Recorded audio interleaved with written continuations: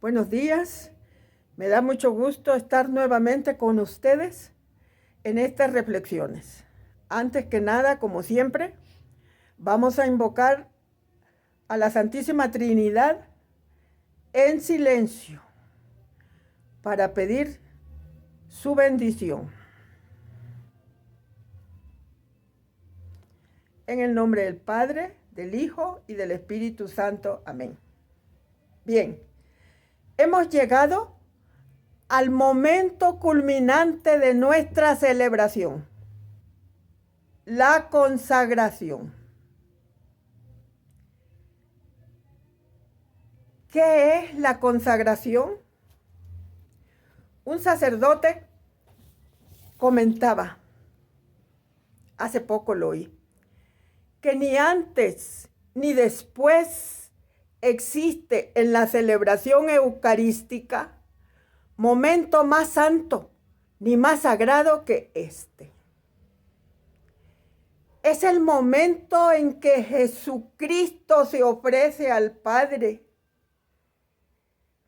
Y en el momento de la consagración se da la muerte de Cristo. Se realiza nuestra salvación. Se da la transubstanciación y se superan las barreras del tiempo y el espacio. ¿Ven cuánta grandeza encierra este momento con solo las palabras dichas por nuestro Señor Jesucristo en la última cena? Tomad y comed todos de él, porque esto es mi cuerpo, que será entregado por vosotros. Tomad y bebed todos de él, porque este es el cáliz de mi sangre, sangre de la alianza nueva y eterna, que será derramada por vosotros y por todos los hombres para el perdón de los pecados. Haced esto en conmemoración mía.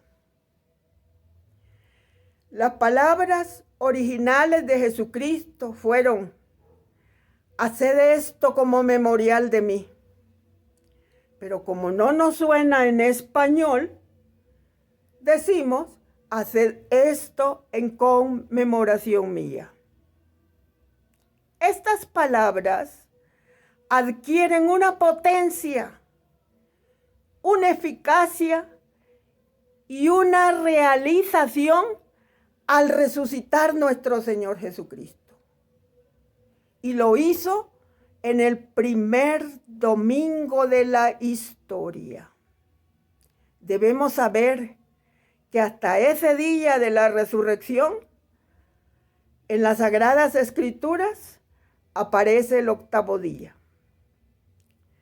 En la creación solo aparecen 7 días, mismos que celebraban los judíos con su Shabbat, que significa descanso.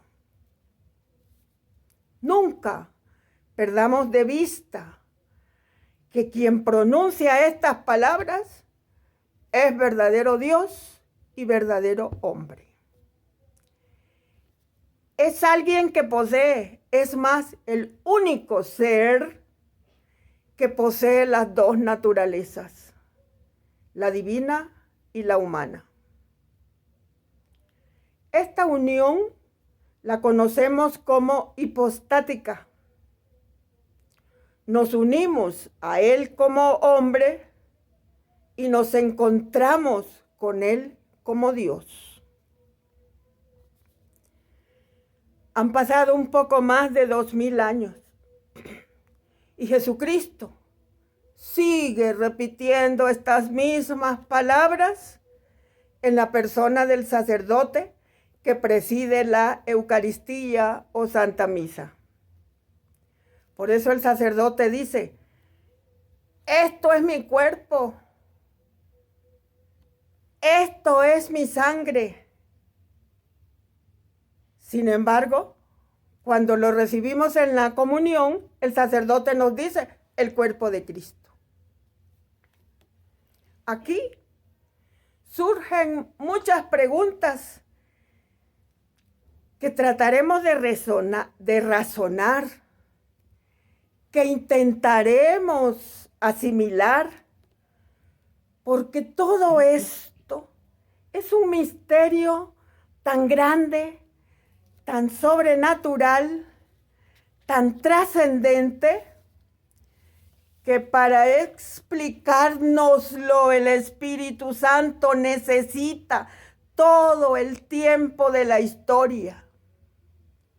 Pero como dije antes, lo vamos a intentar en el pedacito de tiempo que nos ha tocado vivir.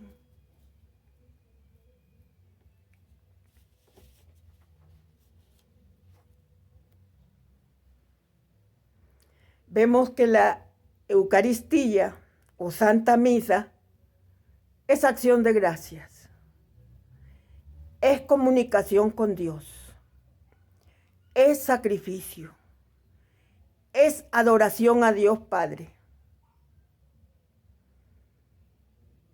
Vamos a reflexionar cómo surgió la acción de gracias. Pensemos en un hombre pobre y sin trabajo, recogiendo limosnas que a duras penas le dan para mal comer. Va por la calle, se cruza con una persona rica a la que no sabe por qué le cae bien. Y ese hombre le da de todo: traje, comida, coche, trabajo, sueldo e incluso su casa para compartirla. El pobre no hacía más que decir: gracias, no sé qué hacer para agradecérselo.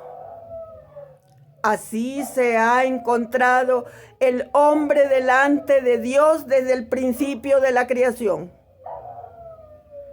Un Dios que le había dado todo lo que tenía, empezando por la vida y el aire que respiraba y todo lo creado, todo puesto a su disposición. Por eso, desde las primeras civilizaciones, el hombre muestra una intuición como una especie de instinto que le llevaba a agradecer a Dios todo lo recibido. Gracias, no sé qué hacer para agradecértelo. ¿Y cómo dar gracias? Decir gracias no bastaba. Las palabras solas no eran suficientes. Hacía falta hacer algo. Hacer algo. Obras que respaldasen esas palabras. Gracias. Y para que veas que es verdad que estoy agradecido, hago esto. Esa es una de las principales actitudes que nosotros debemos tomar al asistir a la Eucaristía. Ser agradecido. ¿Y qué hacer? De vez en cuando escogían algo entre todo lo que Dios les había dado y se lo devolvían, se lo ofrecían, se lo dedicaban como diciendo: te dedico y ofrezco esto para decirte que reconozco que todo es tuyo. Es otra actitud que debemos de tomar, reconocer que nada de lo que tenemos, ni aún nuestros hijos son nuestros, son de Él. ¿Y qué escoger para dar a Dios? Cuanto más valioso fuese, mejor. Porque si de Dios recibían todo, era importante que estuviese contento con ellos. Y entonces a veces tomaban parte de la cosecha y la quemaban. O tomaban algún animal y lo mataban. ¿Y por qué lo mataban o lo quemaban? Para privarse de aquello. Privándose de ese bien, quedaba dedicado exclusivamente a Dios. Si yo le ofrecía a Dios algo y ahí lo dejaba, pues cualquiera podía venir y tomarlo. Entonces lo quemaban. O si era animalito, lo mataban. ¿Ves? Y al ofrecérselas a Dios, las hacían sagradas. Sagrado quiere decir dedicado a Dios. Y de ahí viene la palabra sacrificio. Coger algo mío y dedicárselo a Dios porque reconozco que todo es suyo. Así se lo agradezco. De este modo aparece el sacrificio. Pero lo que no hacían eran pedir perdón. Como que no reconocían el pecado. Y por eso solo daban gracias y no pedían perdón. Y como dijo Dios, mis pensamientos no son tus pensamientos. Pero como lo expliqué en la reflexión 3, 4 y 5, Dios se adapta al modo de pensar del hombre. Y entonces, ¿cómo hacía el hombre para comunicarse con Dios? Eso es una de las preocupaciones que el hombre siempre ha tenido. Y se dio cuenta que para entablar esta comunicación se necesitaban un hombre comunicador, un lenguaje y un lugar de comunicación.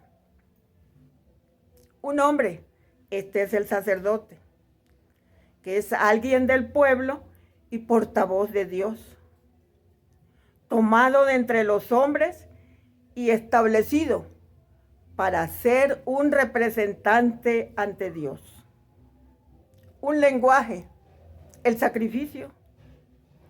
En su origen significa hacer una acción sagrada. Algunos autores ven en el origen del sacrificio un deseo de comunicación con Dios. El que quería comunicarse con Dios lo hacía con el sacrificio, es decir, hacía una ofrenda a Dios. ¿Se acuerdan que pasamos el momento de ofrenda? Ahí empezamos nuestro sacrificio.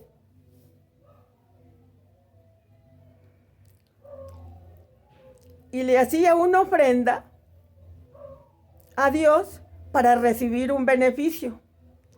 Esto le llamamos comercio.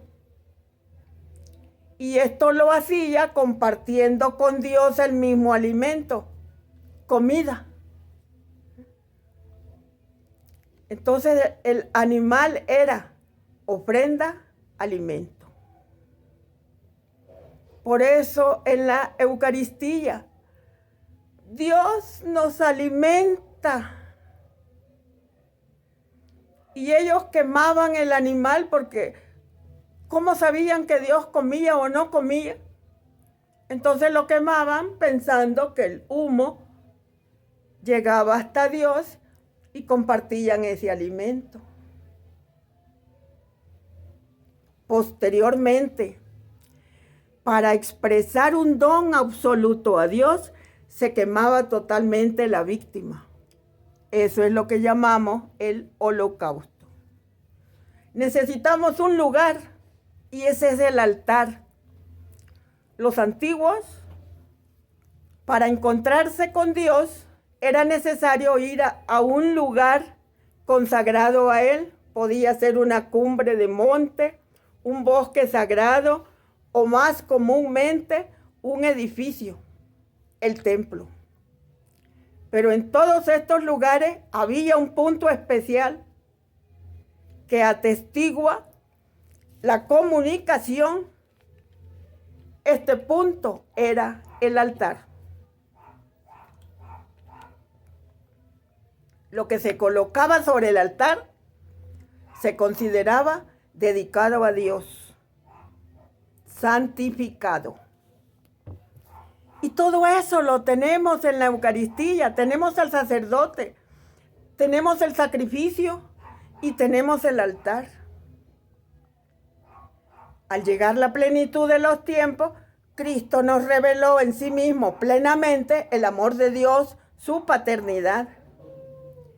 Cristo como cumbre de la salvación, sacerdote perfecto, comunicador pleno entre Dios y el hombre, realizó totalmente y cumplió todo lo que en el Antiguo Testamento era solo una imagen, un inicio, una promesa.